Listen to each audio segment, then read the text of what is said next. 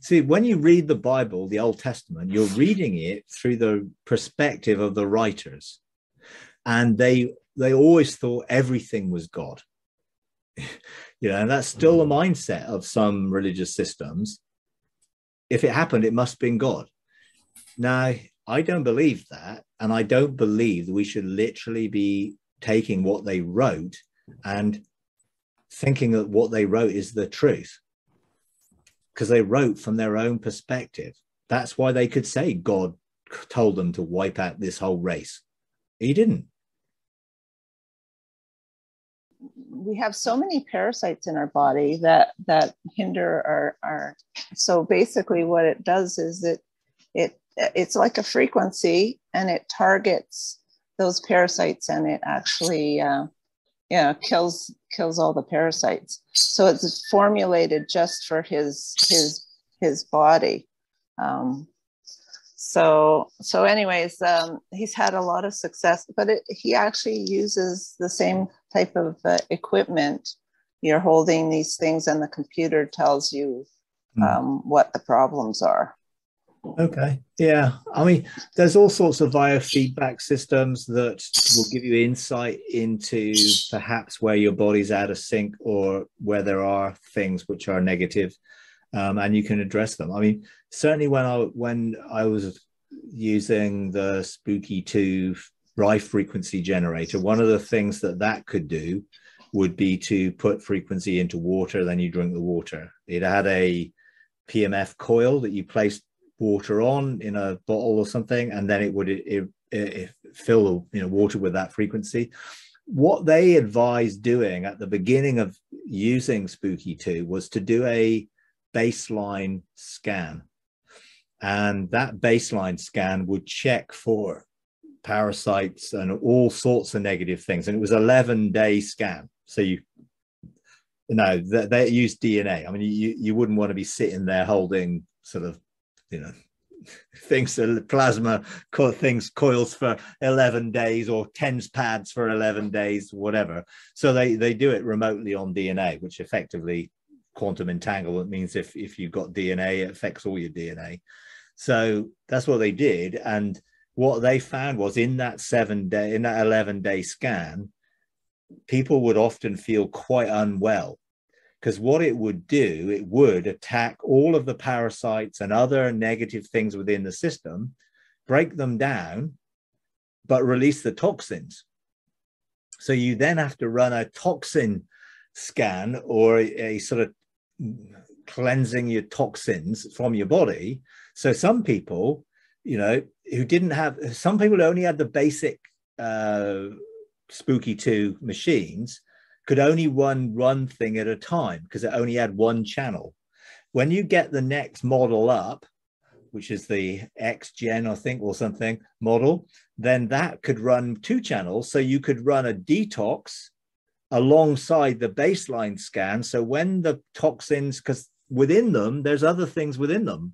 And if you break, because what happens is you find the frequency of something, and then you apply the same frequency at a much higher level. So literally you're going, breaking this thing open and then releasing everything that's on the inside. So initially they would warn you, if you did that baseline scan, to be prepared for feeling somewhat unwell, potentially. But then when they brought out the new equipment, they would say, run a detox alongside the the baseline scan.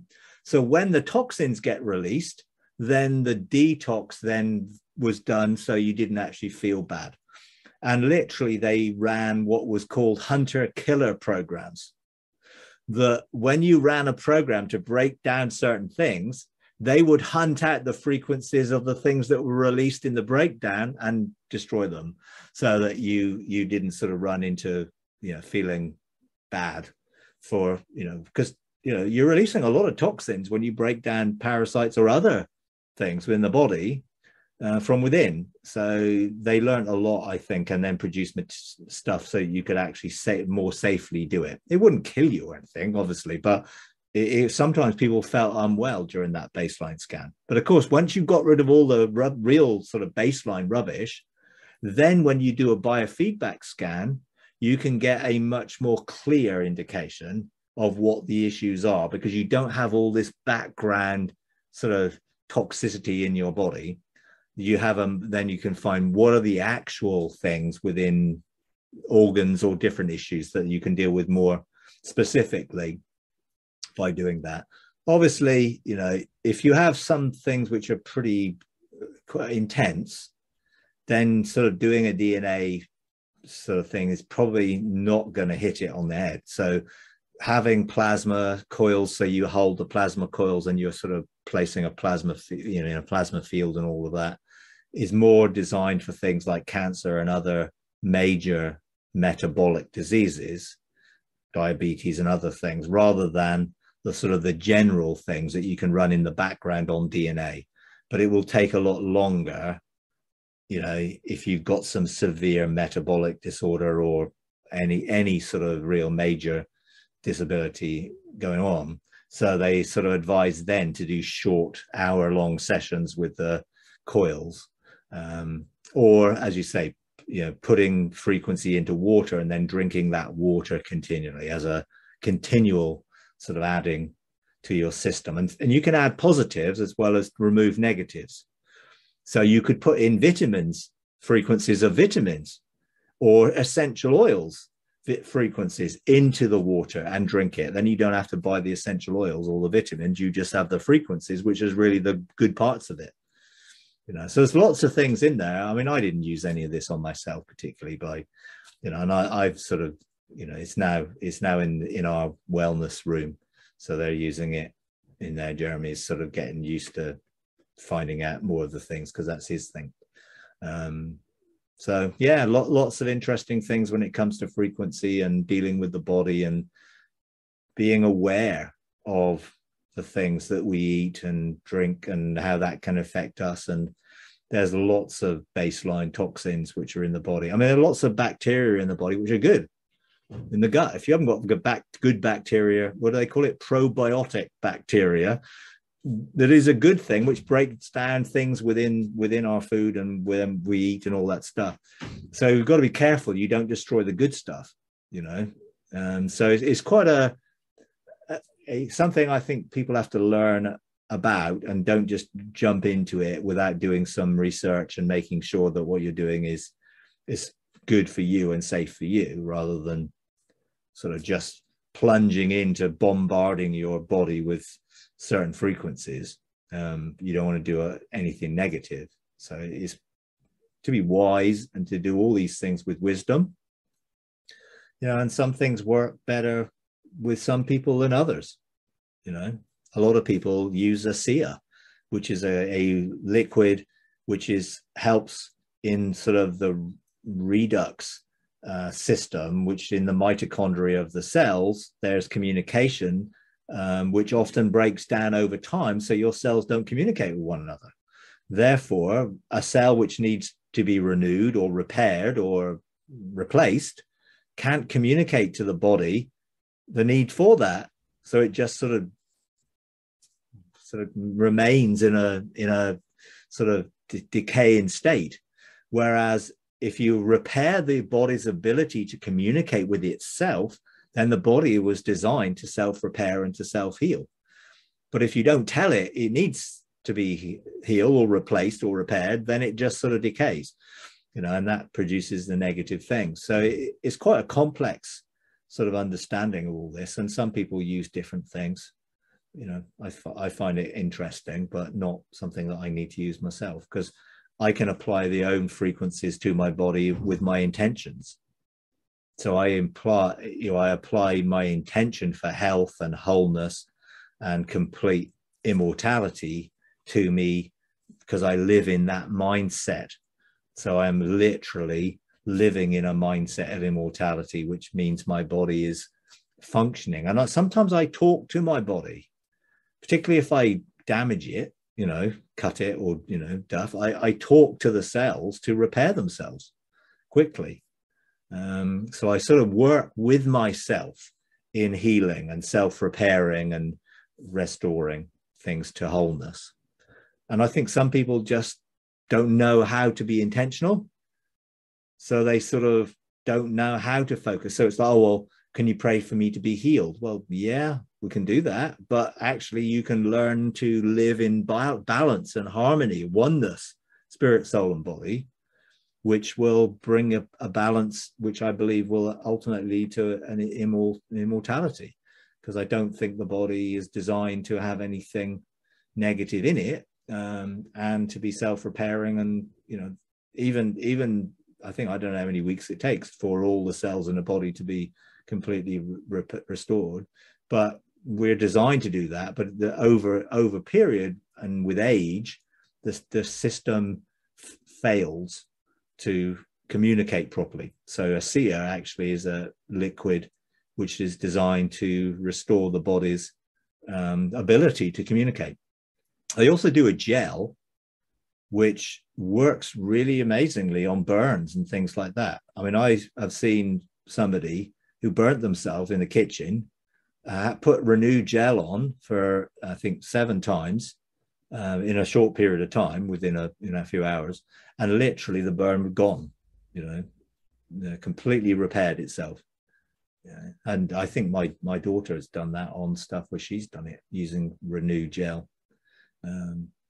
But again, these things is quite expensive. Well, depending on what you view the need for self-repairing and stuff. If you don't have another way of doing it, I think it was like you drank 2 cups of this stuff a day, and I think it would be something like, I don't know, English pounds, something like £150 a month.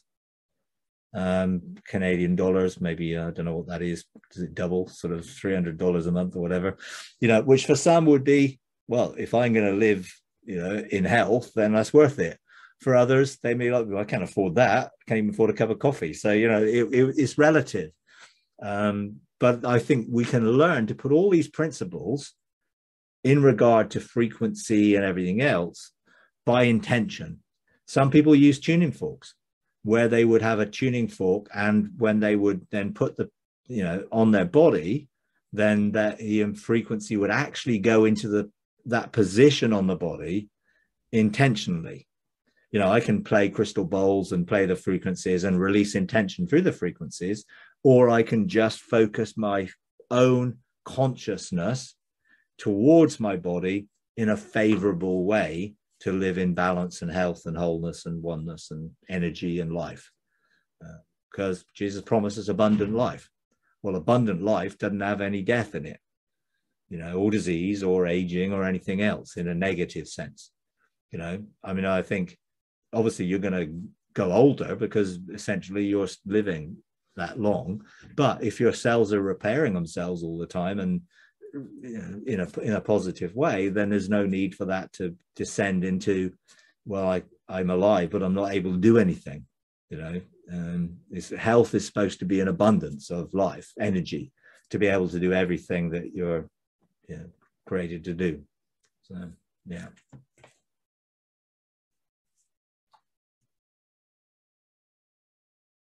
Yeah, the one problem though with putting the frequency in the water is you kind of have to guard the water, because you can't put it through near any electronics because it can distort the frequencies, right? So. Yeah, there's things where you need to drink it after you've used it. If you've done it, that's the easiest way of doing it, and then just put another bottle on there and continually run the frequencies. But but if you're sort of into it and you're then applying multiple frequencies of vitamins and various things, then you can then have multiple benefits from it, and save all the money that you would spend on buying vitamins or anything else, and essential oils, which are quite expensive because they cost a lot to produce. Then you can use the benefits of the frequency that they contain rather than the smell, in a sense. So yeah, there's a lot of things there which I think there's a progression and a transition between using things which we have designed to replicate what you can do eventually by your own consciousness. And eventually, I don't believe we'll need all those things, bright frequencies or anything else, because we will live in that state of being, and which is health and immortality. But on the way, the journey to it, obviously, if people come up with discoveries of different technology and things to help, and different chemicals, or, you know, water which has been treated with something, you know, you're not talking about negative chemicals or pharma, you know, type of things, but just natural products, things that are produced from plants. You know, essential oils are all basically produced from natural products which are created. You know, so God has, I think, built within the ecosystems things that can be beneficial to us if we were to eat them, and can, you know, and to sort of participate in that sort of type of way of looking at it.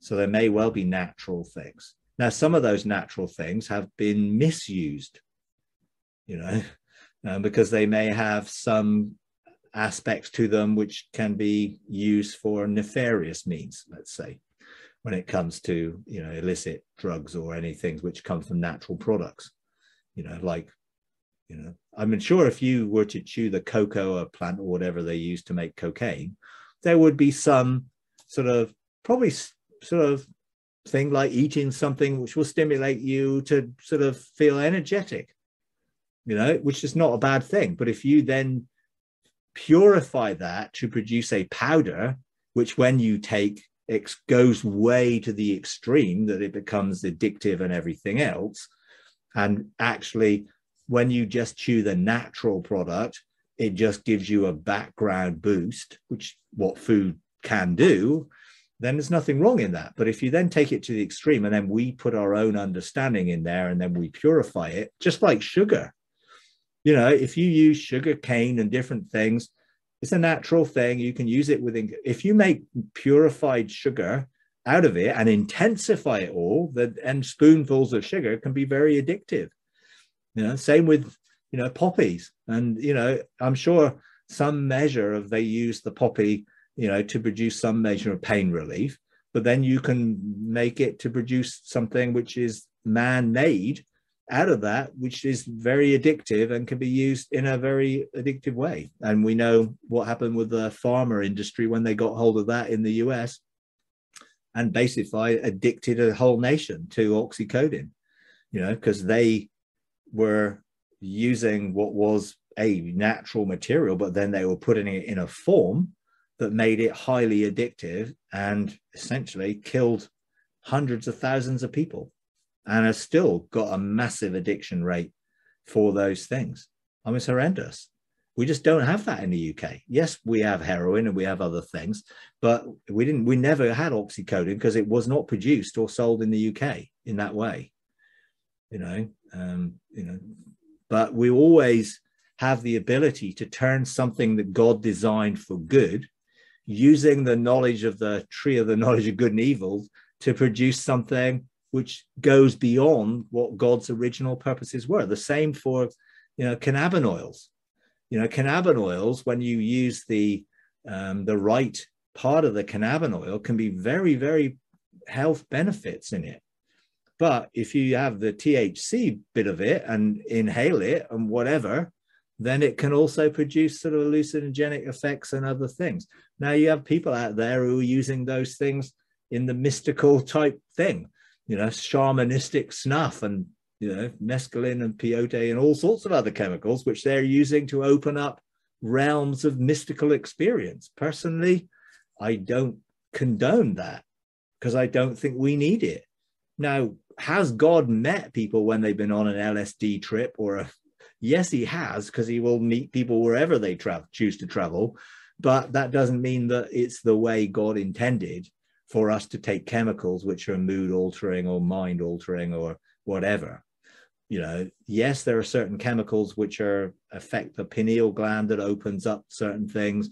Does that mean we should use them for that, or can we do it in a more relational way? Because God wants it to be relational, not bound on chemicals, you know, or using other things like that to do it, you know. So I think for me, we've got to be careful to balance everything and make sure we're only using things in the way that God intends us to use them. And then we don't become dependent on a mechanical device or an electronic device that actually we need to make sure we can function in our own frequency, and learn how to live in a state of well-being and health and immortality. You know, it's like, I don't intend having nanotechnology put in my body to self-repair. For some, that will be for them a way of prolonging life. I don't need that. Now you could say, well, that's technology and we can use the technology. I don't need to use that, and I don't really intend to have a lot of nanobots put in my body to self-repair, which is where the sort of when man gets hold of something that God intends, it perverts it. So you have then sort of transhumanism. We want to make our human race stronger, super soldiers, all the stuff that you sort of have around all that, which is where we then take over and we then use it for our own goods and our own ends. And most of those ends are bad. Yeah, they don't produce a good result when you operate out of the tree of the knowledge of good and evil. Whereas if you function in the tree of life and the abundant life that God intends, then we can learn a lot of what we're doing through technology. We can learn to actually do by consciousness, choice, and intention.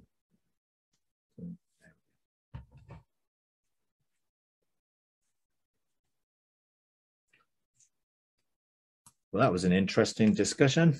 Start point. Yeah. I was missing for the initial questions, but talking about health. I want to ask you a question about the gates and the gateways.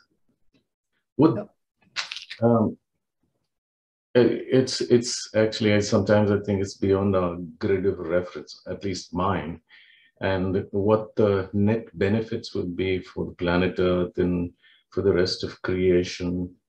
How would it would affect all of us, and especially where health is concerned, because I think when the gateways are functioning, it would be like the most positive, like sort of right frequencies for all of us. It would be actually a way to universal health. Yeah.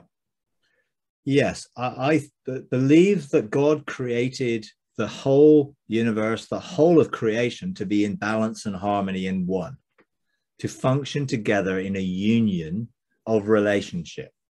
Therefore, there are frequencies that the earth were designed to live in, to create an environment on the earth, which was completely for fruitfulness and health and wholeness. And so the whole earth would have been helping maintain. It's like living in a rarefied atmosphere of pure, immortal frequency, if you like. We wouldn't have even known about it because it was just the environment that God intended us to live in. And it would have been, our whole bodies would have been so connected to that environment that everything would have been as God intended. And originally, before we sort of descended into this pathway of, our own independence, I believe that fruitfulness was on earth in the garden that God intended. And that was designed, and the original earth would have been created with the intention for a complete harmony within the whole of creation, for us to live in that environment. So how and what? Well, I believe the gateway system was a system of communication and travel for frequency and everything else, and for people, for all of the benefits of heaven, earth, the cosmic solar system, cosmic dimension, other dimensions, to all be connected in a harmonious way, so that all the frequencies that God intended us to live in would have been from those gateways. And those gateways were connected to a realm around the earth, which we have what we've as known as everlasting doors, which are the connecting points to the earth for those frequencies, to sort of almost like a hub that would receive through the gateways all these frequencies and then dissipate them into the earth. And the original earth had on the earth, I believe, crystalline structures which were designed to receive those frequencies and produce energy fields that would mean that we would all live in that perfect environment. When things, in a sense, got changed, the frequency structures, which I think were 4 positions, north, south, east, west, remembering that the earth was one landmass, not as it is now, were designed to produce those energy fields. And man tried to create that and create their own form of that on the sites of those original crystalline structures, and have built things like the pyramids, ziggurats, and other things that have connected to the sort of celestial realms, usually perfectly aligned to, you know, north, true north, and all of that. Now, once I think the residual areas on the earth, like grids, reference grids, are what are known as ley lines, which are sort of just the memory within the earth of where all of these things were dissipated and formed a grid around the earth in a positive way. But we only got the residue of it, or the residual energy of it. Now I think those crystalline structures are deposited right throughout the earth within the rocks, because we had the earth form volcanic rock and things change, igneous rock. It changed. The structures changed when the core of the earth and all of the other things sort of got messed up, let's say, and in various points during the earth's history.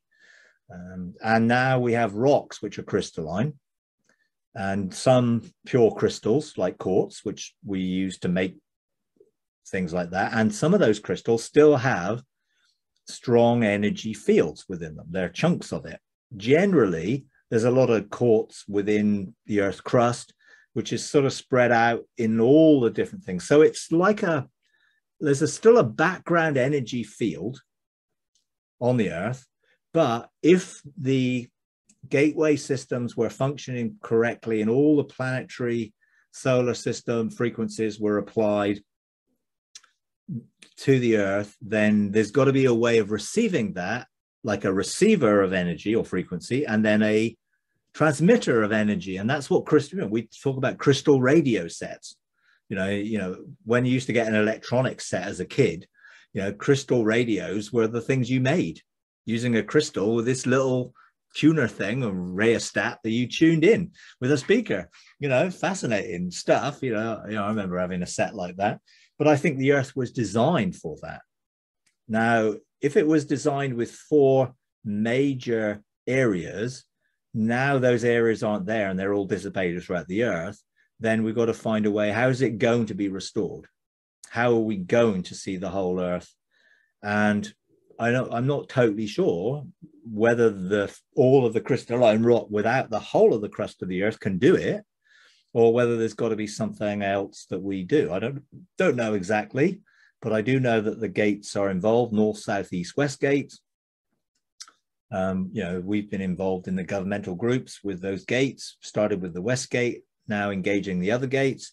You know, I think other people have been talking about opening the east gate, don't open any of the others.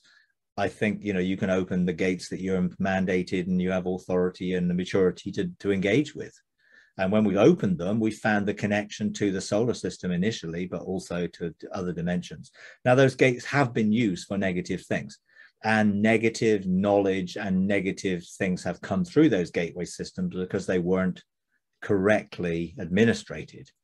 And they have been opened in human history by certain frequency uses of words and other things that have opened them using incantations.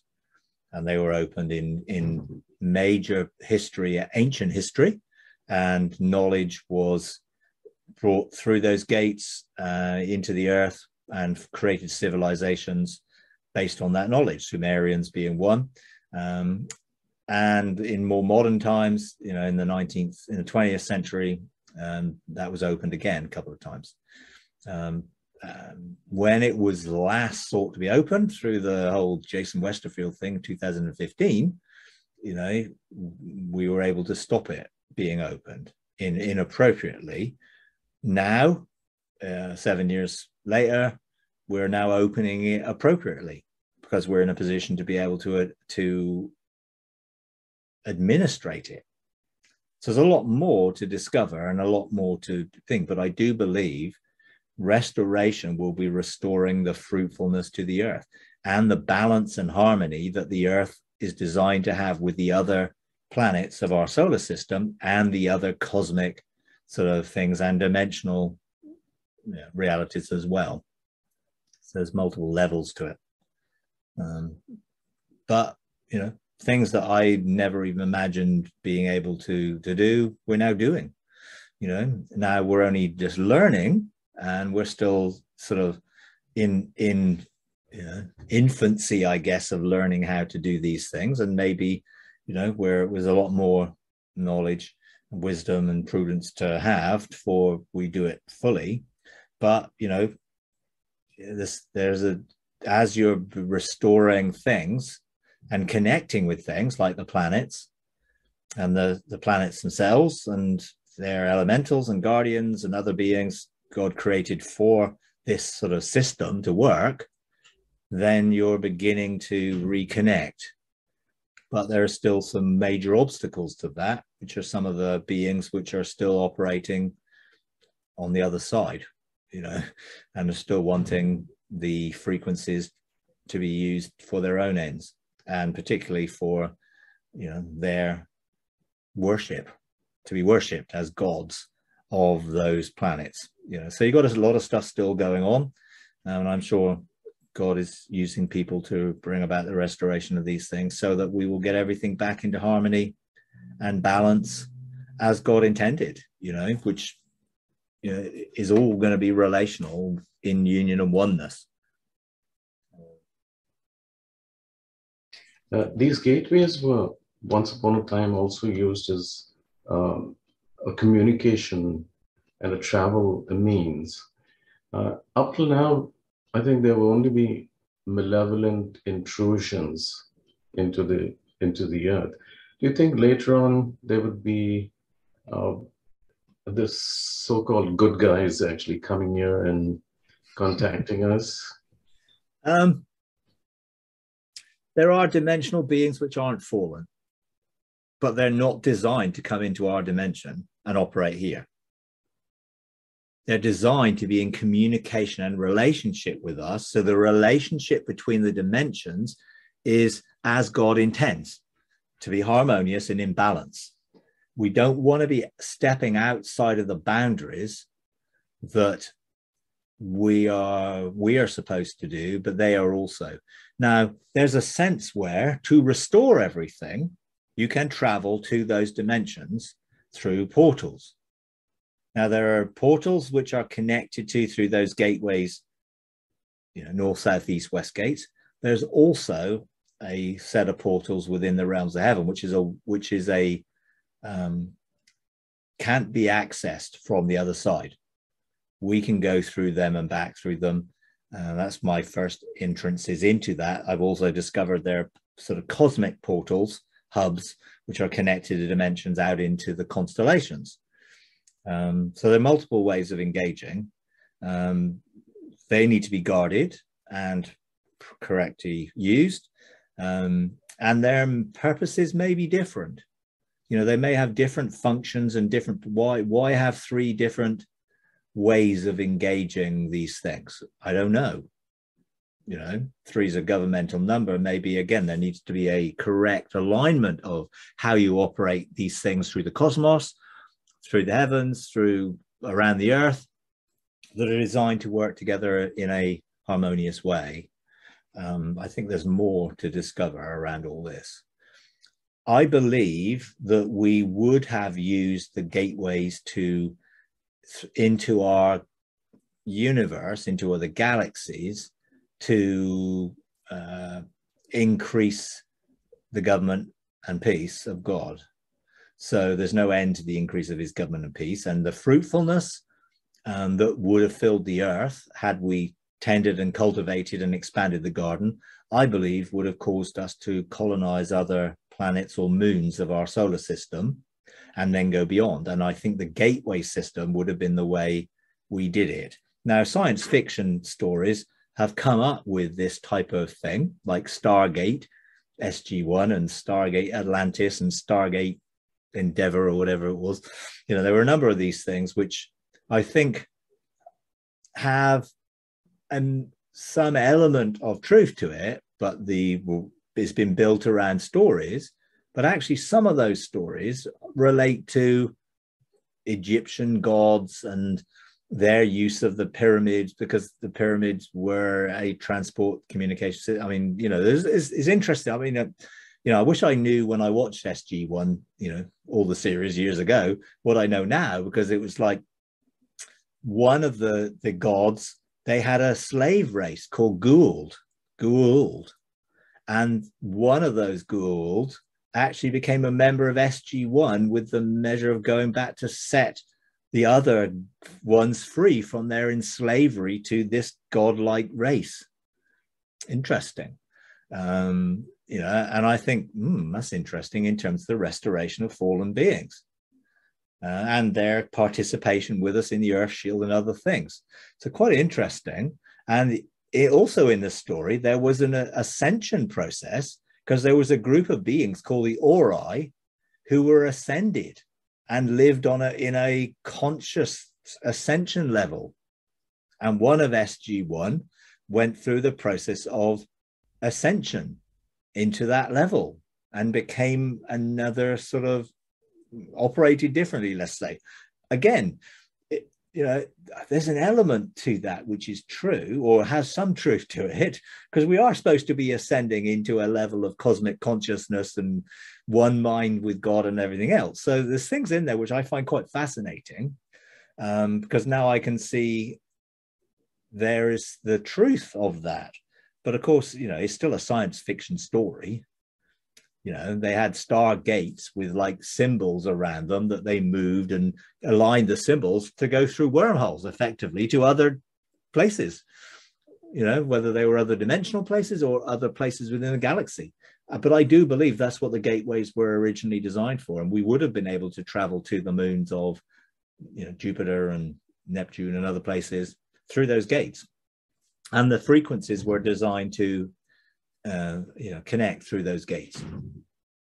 So again, bit of a sort of out there scenario, but I had no idea when I think it was, you know, October 2015, God told me about, you know, the West Gate and to guard it and to make sure no dimensional incursions took place. I'm like, I had no idea what he was on about. Absolutely no idea, but I just, okay, I'll do what he said. You know, don't have no idea what you're on about, really. But, you know, within a month, I suddenly discovered what he was on about within what was happening with the openthewestern.org conference, which went on, you know, and it was like, okay, yeah. So, but now people are more intimate with the Father and operating in sonship. God is entrusting us with some of the things that before I would have never even dreamed of believing possible, other than beyond science fiction, you know, which, you know, I like.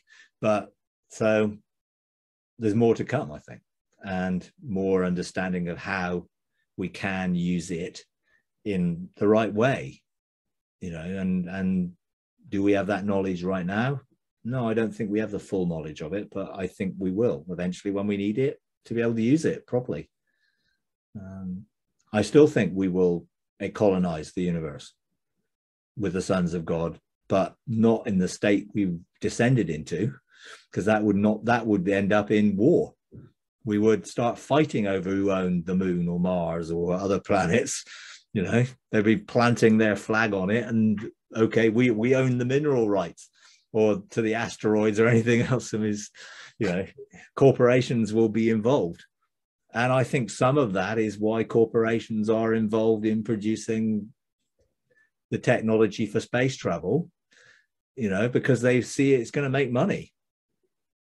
You know, it's like when there are resources or other perhaps unknown elements out there that actually could be very beneficial. You know, mining an asteroid could be quite, you know, financially beneficial, which is why corporations, you know, are at the forefront of making these things so they can take advantage and get the money. Well, that system is going to change. You know, we won't be in it for the money. We'll be in it for the well-being and peace, bringing peace throughout the galaxy by expanding God's government as sons, in a way. So, yeah.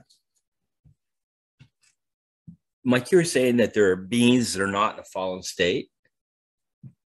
Yes. Have you ever met them? Yeah. And what would be the relationship like with God then? We were in a fallen state. There are some who are in a fallen race who want to be restored. And they have basically communicated to say, we didn't decide to follow this path. We've discovered we were sold down the river effectively by our ancestors, and they're races. They're not individually created beings within these dimensions, and they want to be restored, and they want their dimensions to be restored. And they are, but not all of them within those dimensions do, because there are always the powers. There's always a hierarchical power system. And those who control the power don't want freedom for those who are there using and as their slaves or other, you know, menials. So that goes on. So there's always a sort of a tension that's going on, you know, but we want to introduce restoration to bring about a, you know, restoration of those races. Now, there are some races that never fell. And there's a couple of them that I have met. And most of the ones I've met, and I think, I don't know, I met 80 odd different races. Most of them are fallen because that's my mission, to bring restoration. There were a couple where we engaged in portals, a portal out in the constellation of Cancer, went into a portal, and on the other side of the portal, there were groups of portals that were all dimensional. And there were one portal that we engaged, and there were some beings that came out of that portal who weren't fallen and offered us help. And they wanted to serve the whole restoration process. So we engaged them and asked for their help. You know, what can you do to help? And we assigned them to take the message of restoration to the other portals within that cosmos or constellational hub. And that was what we did. And we just did what we felt to do. We were all flying by the seat of our pants and we're doing all this stuff. So it was a little bit like that made sense. So we do that. They introduced themselves to us, told us what their names were. They look quite weird things, you know, quite odd looking beings. There seemed to be some indication that they were trying to communicate, and they had been trying to communicate with me while I was asleep. So my spirit is usually free to roam and travel and do stuff while I'm asleep. So there was some hint that they had been trying to communicate, which is why my frequency triggered them to engage when we engaged them. But that's as much as, you know, I know. Now, again, I don't think they were designed to come here into our dimension and function here, you know, which is where the sort of the, you know, where it all goes off key, in a way. And neither a fallen angel, or neither were angels supposed to function here outside of their allotted function within God's kingdom. You know, they're there as heirs, as servants to the heirs of salvation. They were never there to do their own thing independently. So we're redressing the balance by restoring these beings and bringing them back into God's purposes, and therefore then increasing our ability, I guess, to reach more. Yeah, so that's been my experience, but I've got a limited experience. So I mean, if they wanted to assist you, then they must have had knowledge of God and restoration and everything else. Oh, yeah. I mean, there's a sense where the frequency of our sonship, which is increasing in its capacity, has touched those dimensions in a way that they've been reaching out. And that has come primarily, initially, through the portals, which were in the sort of beyond place that I engaged in the realms of heaven. And so initially, the Father took me into this anteroom in which there were 3 races that wanted interaction and they wanted help. And initially, what they said was, tell us the story. Tell us the story. I was like, well, what story? The love story. So there's something within all of their societies, whatever you want to call them, civilizations, I don't know what you call them, because they're dimensional places. I'm not really sure that they're like populated with planet. I don't know. It's not like there's another universe in there exactly, you know, from my experience anyway. And they wanted to know the love story. So there's something I think God has placed within all of creation. He's within all of creation, isn't he? You know, all things are created within him, but he is within all things. So I do think there's a sense where there is a consciousness of God that people have ignored or been independent of, but is still there. Within us, it says that God has placed eternity in our hearts. Now, what does that mean? You know, and now initially I would think, oh, a desire to return to eternity in our hearts, but maybe it goes beyond that. Maybe it's something of the eternal consciousness, or maybe that is what God is within. Eternity, the eternal now of God is within us, wanting us, drawing us to reconnect relationally. And I do think that that is probably true of all of creation, that God is some aspect of the eternal aspect of God, the transcendent aspect of God is within it. But then that can become immanent. When we engage it relationally, the transcendent becomes the immanent because you become personally connected to it. You know, if the eternal aspect of God has always been within me, I didn't know it until I engaged that in an immanent way, relational way, then I discovered that. So I think it does sort of open up a sense of God created all of this. You know, Colossians talks about Jesus created it through him and for him and by him and all of that. And he's restored or reconciled the whole that he's made, or all things, by the blood of the cross. So there's a sense where the story of God's love goes beyond the cross, of course, into God's identification with creation through Jesus as a choice. Now, we often think of that as he came as a man, but creation was made for man. So as Jesus was fulfilling our sonship as the Son of God, then it's restoring the connection to creation. And I think that's what creation has been feeling, sensing, an increasing measure of the frequency of sonship, and therefore a connecting or reaching out. Now, of course, there's always been a design to use that for its own ends, hence a Luciferian agenda to create a counterfeit system of government and travel and all the rest of it. So we've got to make sure we don't operate in the negative form of that, and make sure whatever we are doing operates in the positive. But all those races were designed to be in relationship with us as sons of God. And what that relationship was intended to be, and how it will be restored back to that, I think we've got more to discover exactly what it all is. But the earth has not yet been restored to its rightful connection to these dimensions, or even to the dimensions of heaven. It's still operating in a way which you have to enter in through portals, rather than it being connected in a way, which is a dimensional connection to it, which doesn't require portals. Is what it actually will look like. I guess, initially, God walking together in gardens that are connected. Now that's figurative of a fruitful place. So hopefully the earth will become a completely fruitful place. All of the solar system will be a fruitful place, and that will continue to expand. So all the dimensions will be fruitful places. And I think we do have a role towards it to govern in a way that brings peace and makes it peaceful, harmonious, in union and oneness of purpose as God intended.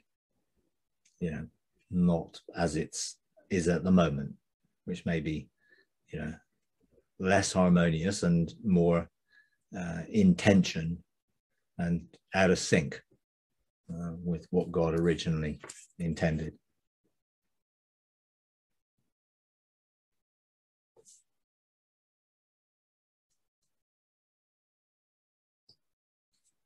All these dimensional beings are created just like us, even though the appearance is not the same. They are spirit, soul, and body. And the spirit realm was the common sort of denominator where we could reach out beyond space and time.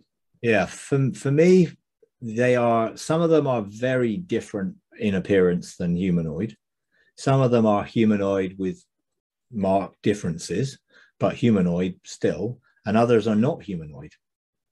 And I think I met 6 races of non-humanoid beings, and they were like, I didn't even have a grid, because some beings could be energy beings or light beings or sound beings. It doesn't have to have a physical form in the way we tend to think of it, because we're sort of limited by the grid of reference that we have with the earth. But it goes way beyond that. So I think there's all sorts of different perspectives to it, but some were definitely humanoid, and some they started and procreated in some way. They weren't created like the angelic realms, which were created as individual beings in orders.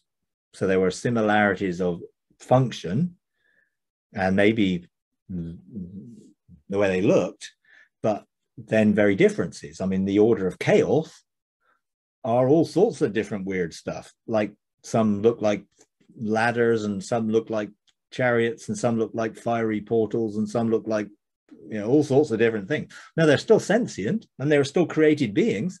They just weren't the normal angelic form as we tend to think. But what is the normal angelic form? Some are huge from our perspective. Now, whether that's just the way we look at them rather than the reality of what they are, because it's difficult when you're looking at an angel that has a sort of stride of 75 miles or something, which was one of the angels I first met in our region, was able to straddle our region from the south to the north of our region. And it's like huge angel. Well, the way I'm looking at it, am I just looking at it as a way of understanding its measure of sphere of influence? And I see it that way. And it's not literally, because if you think of it, has a stride of 75 miles, its height would be outside of the atmosphere of the earth, wouldn't it? But then maybe its head is in the earth shield. Who knows? I mean, this is some of the things, I've seen some beings whose heads were in the earth shield. Now, is it figurative and symbolic? Maybe. Does it really matter? Not to me, but some people want to know everything and tie it all down to a rigid form. And I think God is a lot more fluid and flexible in that. And sometimes he just wants us to get the gist of something because he's illustrating something to us, which may not be literal. I think a lot of people still have a evangelical sort of influence of wanting everything to be literal. And what we see is not always meant to be taken literally, but sometimes figuratively, symbolically, to convey something to us. So is there a literal angel that's 75 miles high or more bigger? I don't know. Can they appear that way? Well, yeah, obviously, because I've seen them that way, but you know, it would be strange. Now, some of it I think is referring to the measure of authority they may have. So the bigger they look, the more we think of them as more authoritative or more powerful, because we relate to it in that way, maybe, I don't know. But then the enemy will therefore counterfeit that and create giants. I mean, according to the book of Enoch, the giants that were on the earth were 300 meters high, which is pretty big. You know, now, is that literal? I don't know. If there were some that were 300 feet high and there were 6 foot humans on the earth, you know, they wouldn't have any problem eating them, would they? You just pick them up and chomp them, you know. Well, then you get stories, you know, fee, fi, fo, fum, I smell the blood of an Englishman. It's like Jack the Beanstalk, you know. But I think that's where some of these sort of stories sort of come from some of the mythology around it. Now, whether that was literal or symbolic of that they were very powerful beings, does it matter? Not to me, yeah. But for some people, they do want it to matter. So for them, they want it to be literal 300-foot giants. To me, it's irrelevant. There were giants that had a great measure of authority, and they were doing bad things on the earth. And they were, in a sense, what they sowed, they reaped, put it that way. And I think the earth reacted to what was going off on it to bring about the flood. I think God didn't flood the earth and killed everybody. But what happened allowed the flood to take place, both the opening up of the fountains of the deep and the pouring in of the sort of shield of water that was around the earth at that time. So, yeah. I guess I know why they call him the creator. Yeah, he's very creative. You know, but then as we become more like him, so we will become more creative. And the Father's talked to me about us maturing to the state of ascended fatherhood, that we will be fathering things. Now, whether that is from a creative perspective and then being responsible for the things we create, well, let's make sure we learn from the past and don't make any mistakes in the way that's happened before. So we're going to be careful in how we do things. But who knows? You know, who knows how that will happen? But we'll be in a completely different state of conscious awareness and maturity if we ever get to that, and what that will look like. But definitely we're learning to be co-creating. And for light to respond to us as it responds to the Father. Yeah. And maybe, you know, eternity in our hearts is the light that's within us, you know, because God is light.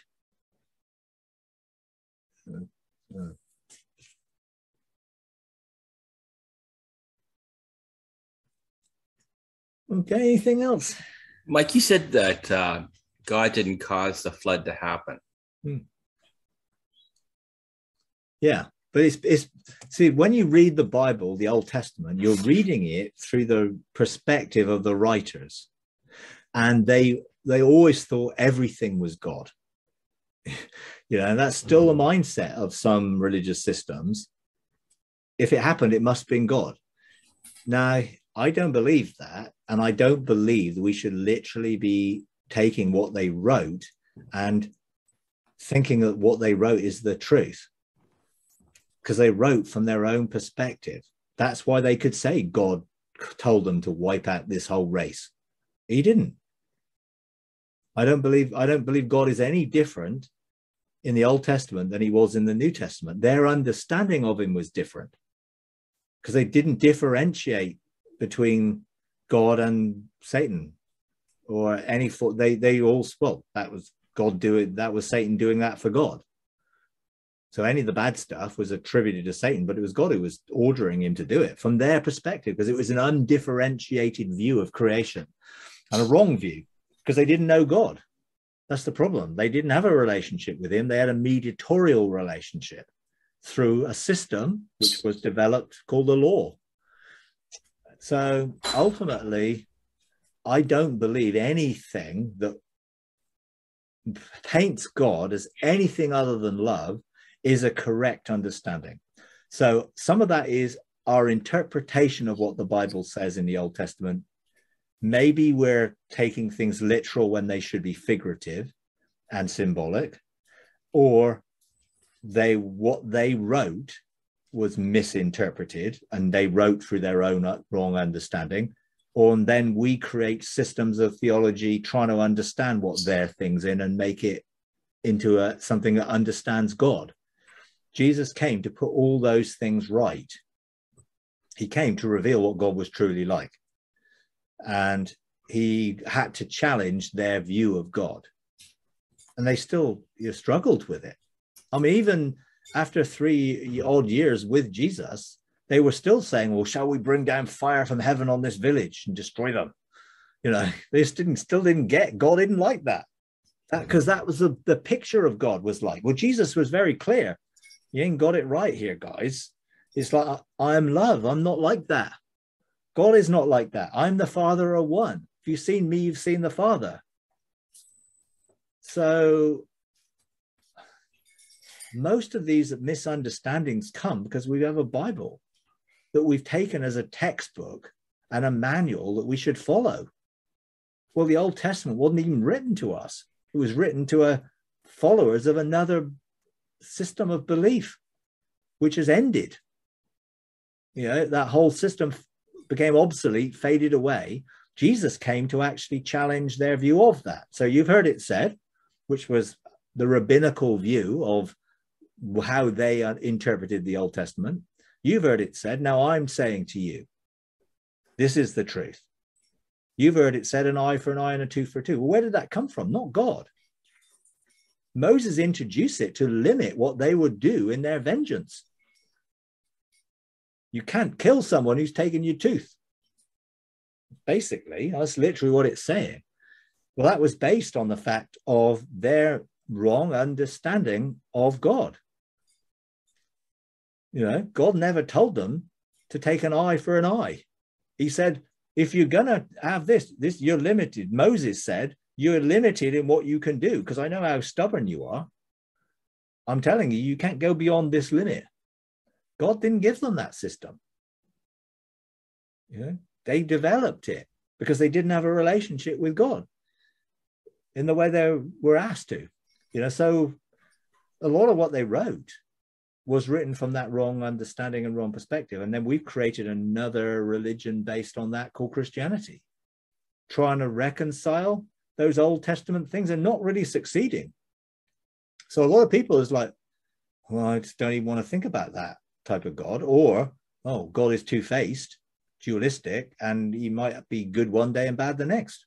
So you got to toe the line or look out, because it creates a God to be feared and a God you can't trust because he changes his mind and is variable. Well, God is totally dependable and totally unchanging. So we've got it wrong. They got it wrong in writing about it, and we got it wrong in interpreting it and turning a system based on it in a new covenant, which wasn't supposed to be based on an old covenant system, but the fulfillment of everything in Jesus as love. So all the law and the prophets are fulfilled in love. Well, you don't really find the New Testament system working that way. Else you wouldn't have had Christendom or people trying to force people to become believers in God by the sword. Because it's like, that's not love.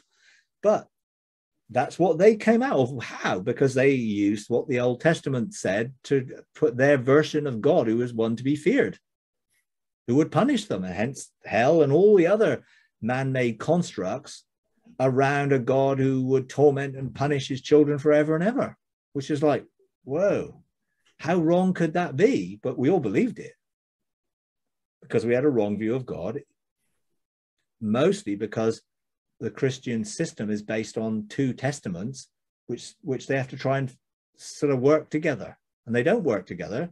Jesus ended the old to begin the new and fulfilled every promise in the old in the new, in himself. So everything is included in him.